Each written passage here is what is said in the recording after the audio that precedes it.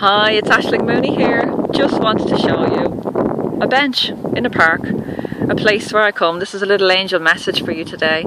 This beautiful park, Corky Park, has so much beautiful greenery and beautiful places to go. And I wanted to remind you today to take some time to think about your angel place, the place preferably in nature, where you can go when you really need a breath, when you really need some space, you really need to spend, to get some peace so you can spend some time with your angels. And nature is one of the easiest places that I know where I can connect more easily with my soul, with that voice behind all those millions of thoughts that are going on throughout the day.